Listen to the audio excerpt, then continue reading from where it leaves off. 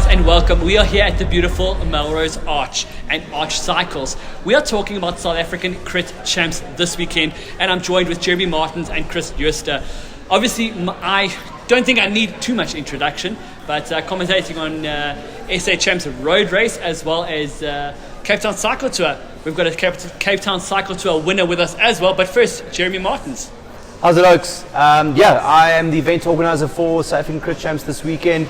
A little background on myself: I raced pro for a long time ago, but ever since then I've been involved in the cycling from the coaching side, more recently getting into events management. I really enjoy being around the racing scene and promoting the racing scene and putting cool races on.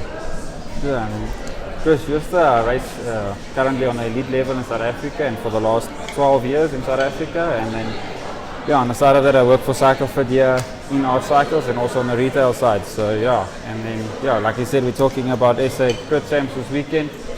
Very, very excited for us as Gauteng riders having Crit Champs here on our back door, you know. On Saturday, the 5th of October, is South African Omnium Champs at Hector Park, and there's a lot of riders coming up from the Cape Town area as well as PE. So you've got some of the best endurance track riders that are racing on Saturday that will hop across to the Criterium on Sunday. So it'll be a bit of a different perspective for the local karting to race against some of those track riders. It's very lucrative for more of the lead ladies to come up and to race, especially on the double weekend, and then it's not being just a normal crit, it's SA Crit Champs. So I think more teams will be as full teams at the crit, not like we've seen in the past, and I think it's a national title, it's a jersey. Personally, for me and my team, it's objective, you know. It's a jersey we can wear for the rest of the year, we race crits once a month minimum in South Africa, so it's a jersey we can wear at least 13, 14 times in the next year. So absolutely, it's a big motivation for everyone in South Africa, I believe. Yeah, I mean, you've got your different categories. Unfortunately, like if you win SA Time Trial Champs, there's not many opportunities for you to wear the jersey. Sure, if you wear the road races, opportunities, but with the East Side Crits happening once a month, every month you've got opportunity to wear your national champion jersey. No, for sure, and I think we've been hoping for this to carry on to other event organizers to take an image out of Jeremy's book to put on more of these, but we're hoping that will come in the future. You know, now in South Africa it's very hard to put up massive road events. The mass participation races in South Africa is world class. Traveling all over the world, racing for a few years in Portugal and in Belgium, there's no one that can put up a mass participation race like a South African. Our massive events, our Augustus 94s, Amashovas, Tour de Durban in the old days, it's world class. It's the way we were treated as professional athletes, the way a normal guy with his son or his son and his dad, or daughter and then mom, daughter and his dad can go ride on the same route, compare times to the best oak in the country. That's the biggest When thing. you talk about supporting races, and I love this, is we've got quite a nice and a good amount of support come Sunday. Tell us about the sponsors, Jeremy. I think firstly, the main title sponsor for the race is Honeycomb BE Ratings. The Mitchell family, they stepped in again. They've done a hell of a lot for South African road cycling and also on the mountain bike side. So they're the main title sponsor for the event. Then we have our regular sponsors at Eastside Crits, 32GI. They'll be helping everybody there in the race with race fuel and race hydration. Cycle Lab, all riders who enter will be receiving a 150 Rand voucher through Cycle Lab. Plus Aero Wheels, they've been fantastic for us throughout the year. For the overall series, they've got sponsors, they've got prizes up for grabs, and they will all be there at the race on Sunday. Wahoo! They certainly have stepped in. They've got a lacquer warm-up facility that the riders will have near the start line, so riders can jump on there on the rollers there, get warmed up and ready for time to go on the race. Exactly, ready for time, and we cannot wait. So the order of events, what are we seeing happen? What are we seeing play out? It's not going to be every 5 years. Is it going to be every 10 years? What are the groups starting like come the crits? Okay, so first up, we're going to run hour slots, and then in each hour we're going to run two categories. So from 8 o'clock to 9 o'clock, you're going to have the veterans men 60 plus, then you're going to have the junior women. So how we're going to start it is the veteran men group, they will start their race, and then about a minute and a half behind in the junior women will race. So you're going to run two groups on the circuit at the same time, but obviously running their individual races. So 8 to 9, you're going to have the veteran men 60 plus and the junior ladies. 9 to 10, you're going to have the veteran men 50 to 59. Then you're going to have the veteran and master ladies in the same time slot. Then 10 o'clock to 11 o'clock, the 40 to 49 men with the elite ladies. 11 o'clock to 12 o'clock, the veteran men 30 to 39. And then in the same time slot as them, you're going to have the junior men. Then 12 o'clock, the fast guys, the pros, they will kick off. 12 o'clock, the elites and the 23s will ride together.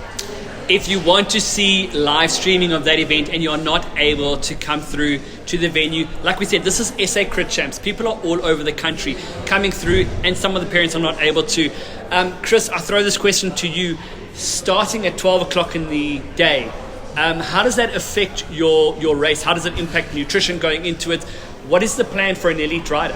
Yeah, I think the biggest thing for us is like South Africans, so we used to waking up at 3, having to push down pasta or oats down your throat and having to be at the start line at 6, or be at the venue at 6 and ready to race by 6:30 or 7 o'clock.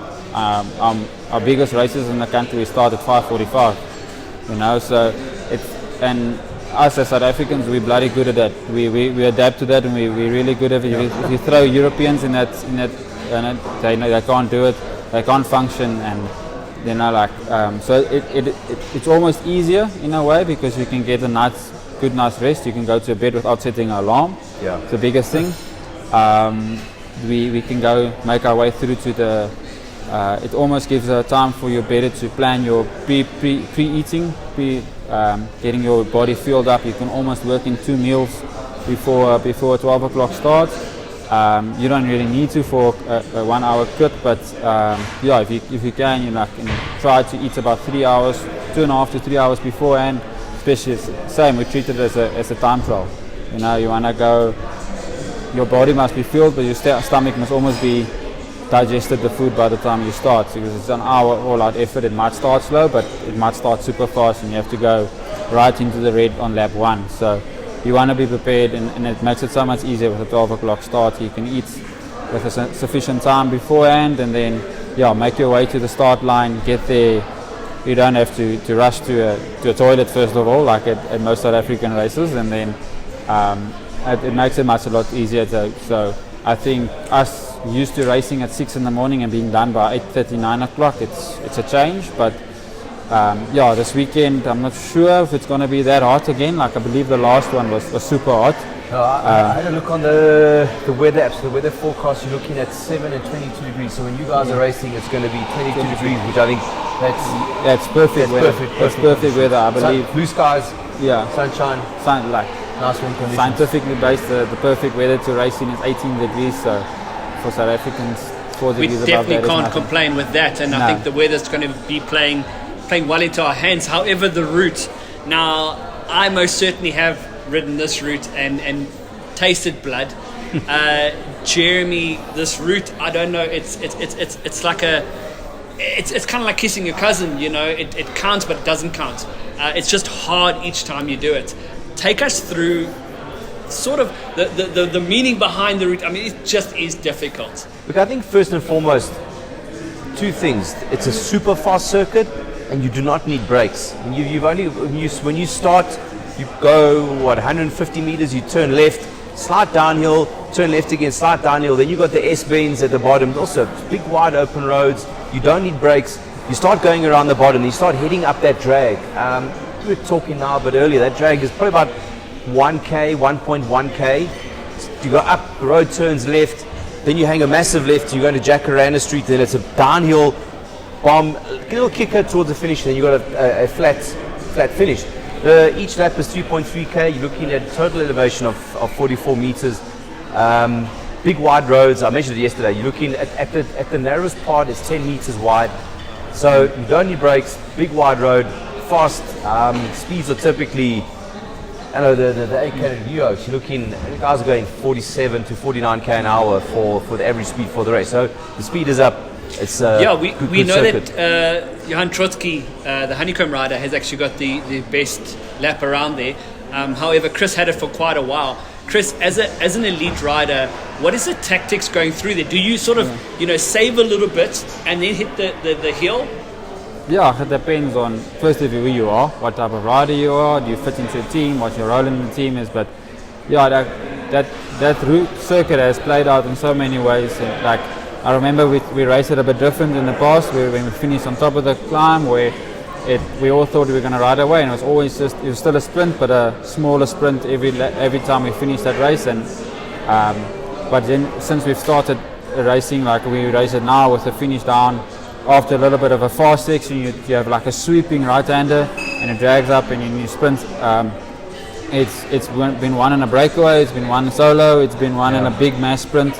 Last year, I think the first 5 times we raced it, the whole, maybe one guy didn't finish with the peloton, so it depends on the weather, I guess, and the teams, our teams are playing it out. So I think a lot of us, it's that underestimated that climb for a while, but it definitely stings a lot towards the end of a race, and in a big bunch not so much, because you can drift back a bit, and there's enough space for oaks to come around you, so you never leave so much of a dead wheel, so it's not like the bunch stays together, so you can drift back. But like when it's a small group, 3 or 5 oaks, you're exposed immediately when you can't hold the wheel on that drag. You turn left and you don't immediately have a downhill. You have to keep pedaling on it. It's downhill, but you have to keep pedaling. And I think twice where I've ridden away on that lap is I've ridden away as we turn left after the climb, and you go down because you have to keep pedaling. And if you have a big gear on your bike and you're willing to ride it, and you're just willing to make that effort a bit longer, after the climb, it's where it hurts the most, down there, because it's fast, but you still have to pedal. And generally the wind comes from the northern side, so you go up with the tailwind up the climb, and then as soon as you come there, it's downhill, but it's headwind most of the time, and then you turn right, you sprint with the wind from the left hand side. So a bit sheltered behind the factories there, but it's generally most of the time you're going down that downhill with the headwind, so you have to pedal. I absolutely loved what you've said, and you've also touched on the fact that everyone has won that. I mean, we've seen people from Brandon Downs to Ron Deploy, so you've got a tour rider, you've got a sprinter, you've got every sort of riders, and we can't also discredit the under 23 guys. Joshua Dykes, Jose Kleinsmith, Jeremy. Over the past couple of crits, is the crit changing? Is it still points? I mean, we've seen Eric Cross win that on the last lap.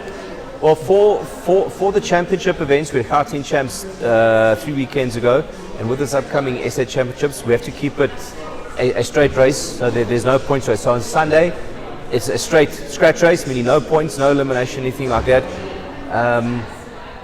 We've had varying riders of varying types of capabilities winning the race. You've had your sprinter types. 𝐲𝑒𝑚𝑒𝑙 won at the last event. So Brandon Downs has been very active of late.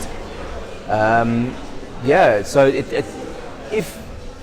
if the race plays out in such a way, you can have a Brandon Downs winning the race solo. You can also have a bunch sprint where you're going to have the Ruan Deploys of the world and 𝐲𝑒𝑚𝑒𝑙 going for the sprint. That's it. I'm glad you actually mentioned Emil.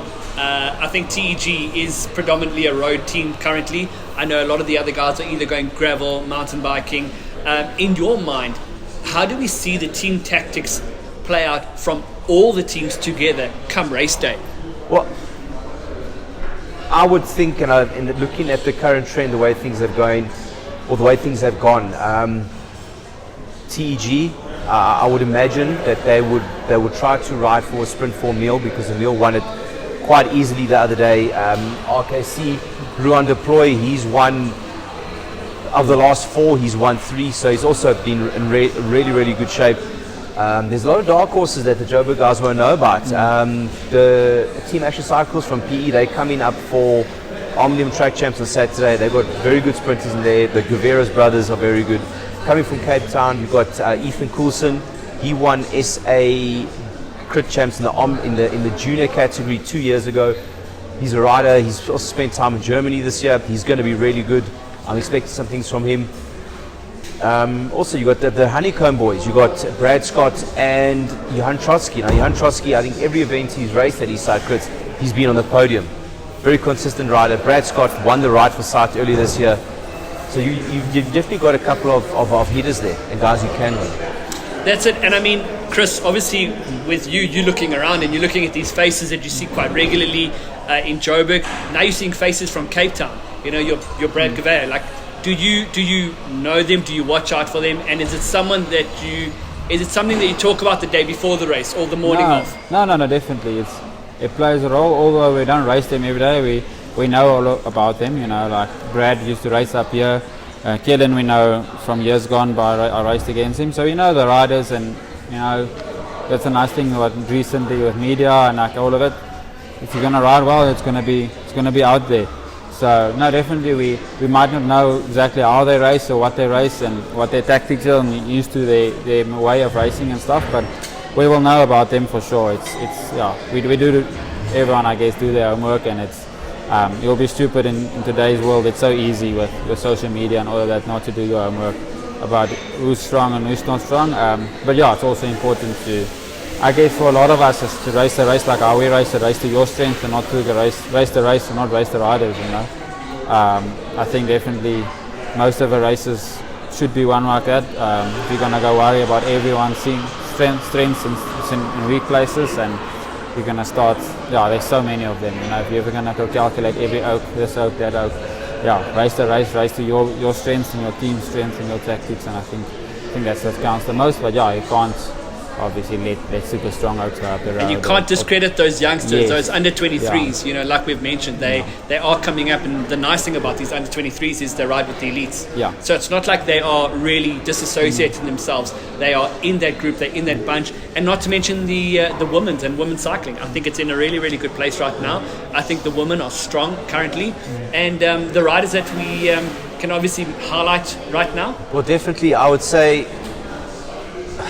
not to be biased, but I would think going into the 𝑛𝑟 Grove would be the red hot favourite. She's had a good season in Europe, just coming off World Champs last weekend. She's coming to Hector Norris Park on Saturday for the Omnium Track Champs.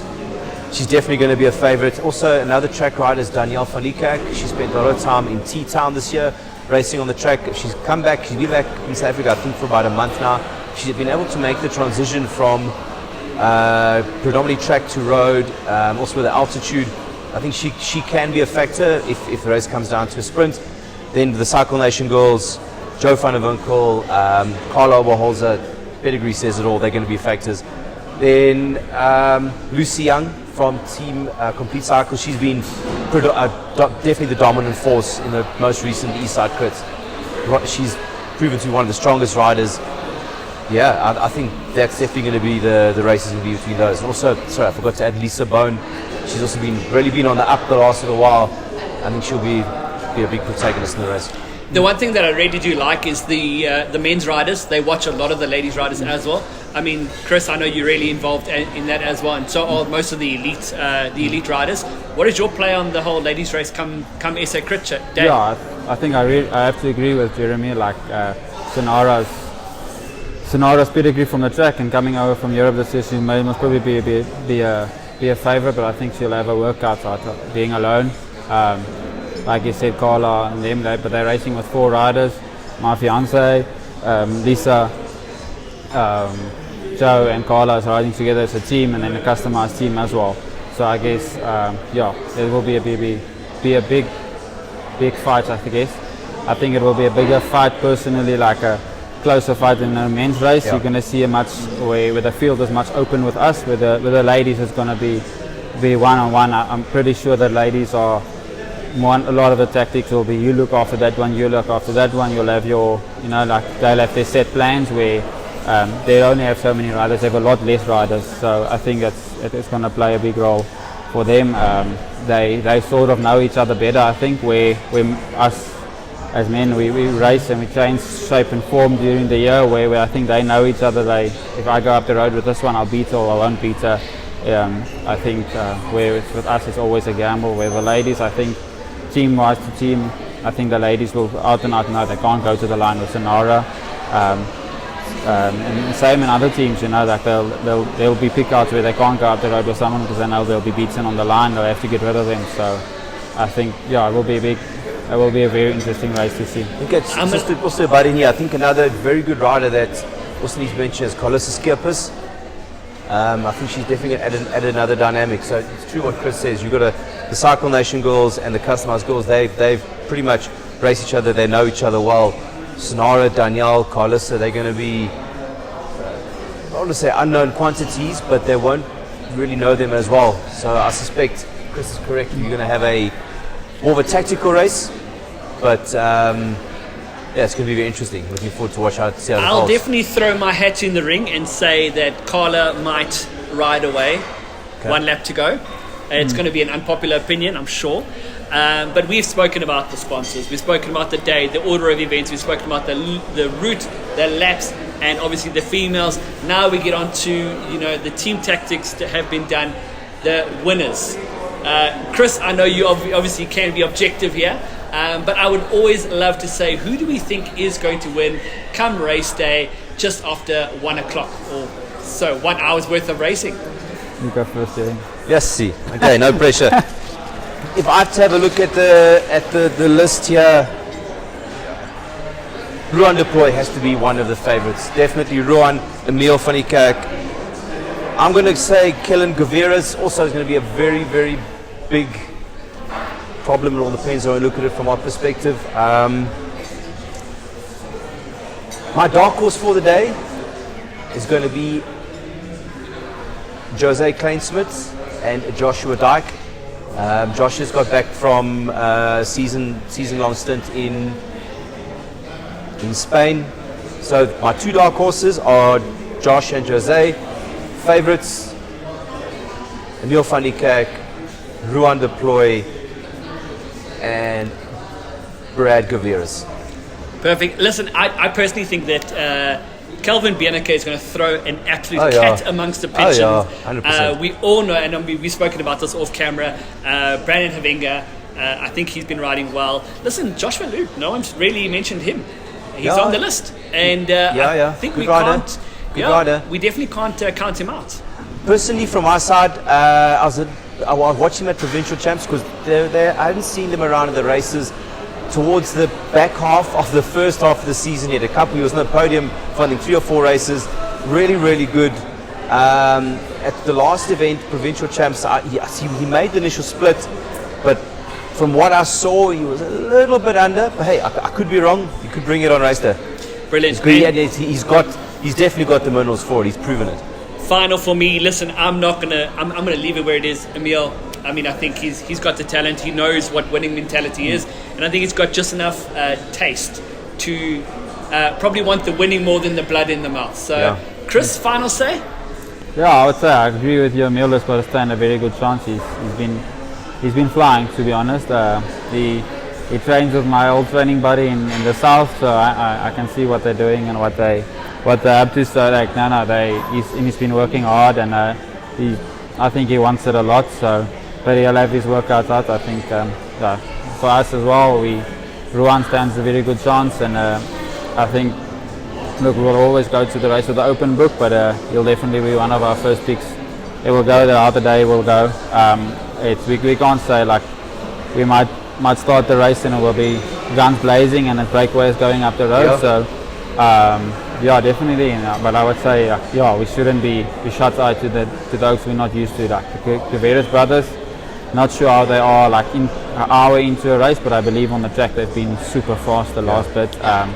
And then Dyke he's been back since 2 days now, so I know what it feels like to come from Europe, from the land of milk and honey, and coming back to Gauteng winter. It's bloody hard. So, but maybe it proves us wrong. But Jose had a good stint in Europe, and then he's back long enough to already have taken the dip, and he's on the build again. He's very motivated for the end of the year and for next year. So, Jose is going to be, he's almost, like he's a very smart rider, but he can shut off when he needs to shut off his brain. He can. So, I believe, Jose is going to be. And I don't know, is there under 23 title and an elite title or just one title? Yes. So for me, that's going to be, if a lot of us elites, I think we can, for a long time in the race, we can almost take a back step and let them race each other for a while. Because if you look at it, Emil, Jose, Dyke, Coulson, a lot of them similar type of riders. we all talk about Emil as a sprinter, but he's as Emil as a sprinter, but Emil's got fast pace in him. He trains hard, he does hours. And same with Jose. We all see him as a bit of a climber, GC and hard rider, but Jose comes on the track, he's fast. He's been working hard on the track. He's riding Omnium this weekend as well, so he'll have the speed in the legs. And a man of his fitness, I don't think Omnium is going to take much out of him. So he'll be flying Sunday. Sorry, we talked about sprints and under 23 riders. I made mention of it earlier. 𝐸𝐴ᴜ𝐾𝐲, very cagey rider, crafty rider. If it comes down to a sprint and he's managed to stay there, it wouldn't surprise me to see him on the podium. So this is where and I think this is where I get very excited, because we've got Ethan, we've got Jose, and we've got Joshua Dyke. They don't know each other just on the road. They have bled with each other inside a ring, inside a track. Two years ago, Junior World Track Champs, they were part of the team for the team pursuits. They know each other very well. They know each other very well. It is going to be one of the races to watch. Those three boys will definitely make each other bleed. And like you said, Jose, he's got that fast bait in him. Ethan, we don't see race a lot because we're from Joburg. But like you said, these guys have got social media. We know what they're about. And you would be silly not to give Ethan credit where credit's due. And on the elite side of things, also, the reason why we obviously haven't mentioned too many Honeycomb boys is because they're away currently. They flew out last night. They got gravel world champs over this weekend in Belgium. Yeah, so that's obviously why we haven't made mention, but I wouldn't be surprised to see Trotsky, putting a lap or two and just also throw a cat amongst the pigeons. And maybe, if a couple of the single riders could actually get together. 𝘱𝑒𝑛𝑔, Calvin Benneker, Trotsky, those are guys that can actually work well together. A guy like Trotsky he knows his place in the peloton, he can stand his ground on his own in the peloton, so his general tactic is a sprint. He's a very, very sharp rider. He doesn't have a massive long sprint, but he's incredibly sharp in the final of a sprint. But again, I think it will come down to a sprint. I think it'll be held together. People will be clawing their way back, and then I think Emil obviously will definitely bow his head and wear that SA jersey. And on that note, I would just like to say thank you so much. Come Sunday, I think we will have a person riding for their friends, for themselves, for their families, and everyone who's backing them. Chris, what does that mean to you as a rider? Because come race day, it's not about that. It's a combination of everything on top of that. Yeah, like we said, cycling is a team sport, and it's amazing. Not just your riders with you. It is true is that, like you said, it's the only team sport in the world where only one guy gets to stand on the podium. If you're lucky, sometimes you're dominant team, you get two on the podium or whatever. But it's the only sport where we all work together, we all train together, and you have to put in the hard work for one oak to go and win. And it takes a different mentality to grasp that as a youngster, whatever, to grasp it, and it draws over into family life, into personal life. It's how we back each other at home. You and your wife, fiance, girlfriend at home. It's a progress of, we can't be athletes just rocking up and just getting up and training. It takes a process. It takes a village. It definitely does. I didn't grasp it for a long time, but it's so many people behind you, your parents when you're young, to drive you to places. Support from their, like if you take it from their workplace, to give them off to take you to races. It's people that has to understand, and it takes a village. It really does. It most definitely does. Working with teams as well.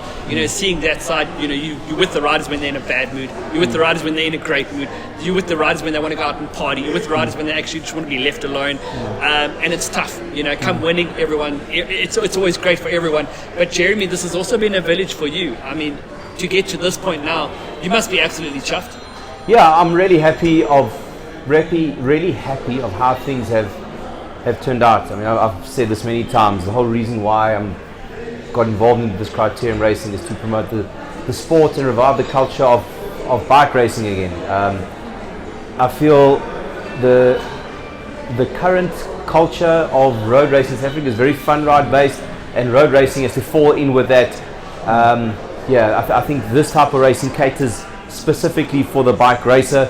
That's where my passion lies. That's what I love to do, and I love to see things happen. I'm very happy. Started out 3 years ago at organised a crit at the go-kart track in Benoni, and here we are at South African Criterium Champs. It's flipping awesome. And that's exactly what it would be, flipping awesome. Bring on the SA bands, bring on Sunday. Oh, yeah. Thank you guys so much for joining me. Awesome. See everyone Sunday. Cheers. Bye.